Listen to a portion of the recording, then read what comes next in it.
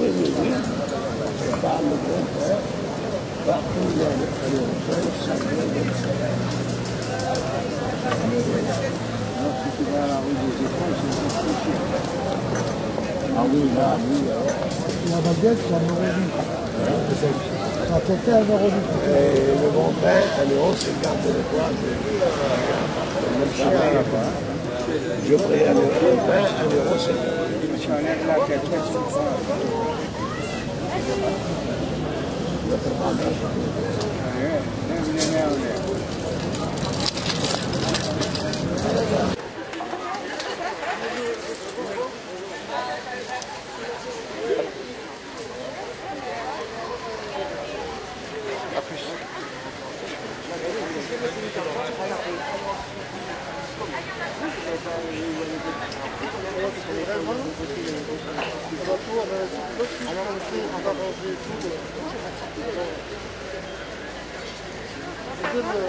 Ah bon voilà, alors là ils sont partis hier, donc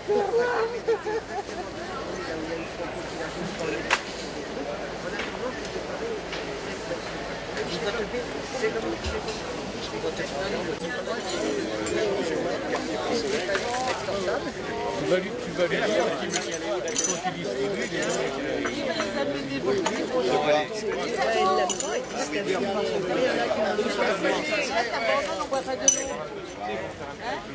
ah, les moutons de Panus.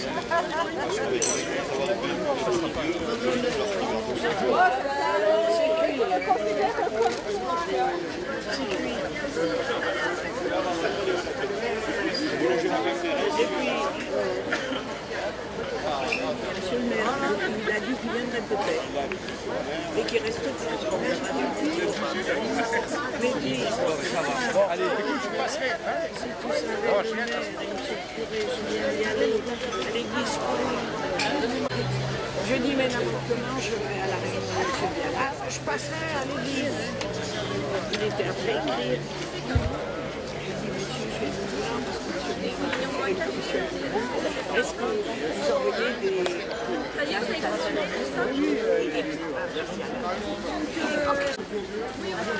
encore hier, à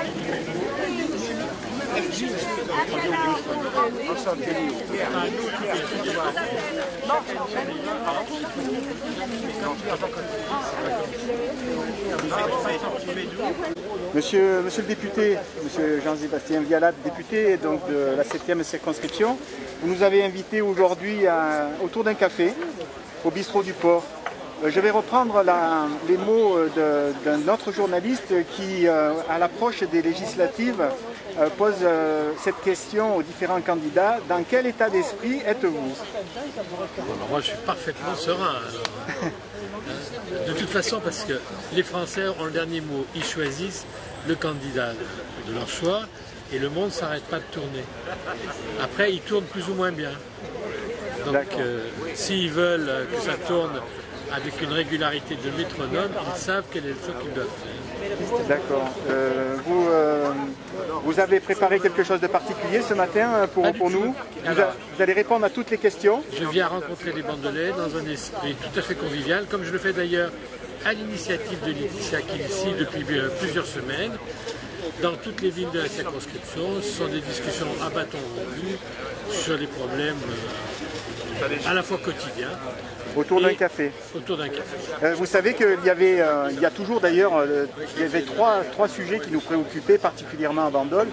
Le premier a été, je crois, résolu, sauf erreur, c'était le forage en mer qui a été l'autorisation de forage n'a pas été renouvelée.